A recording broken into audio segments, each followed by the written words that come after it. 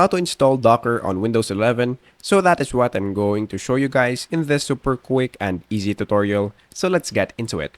So the first thing that we need to do is to, of course, open our browser right here and then search for Docker.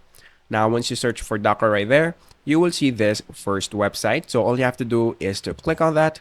And then once you click that, the next thing that we need to do is to click Download Docker Desktop. Now, if you're using a different operating system, you can choose which one you're using right here. But since I'm using Windows, I'm going to click this Download for Windows, which is AMD by 64. And then let's wait for this to finish.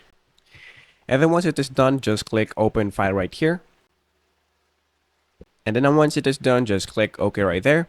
And then as you can see, Docker Desktop is now installing.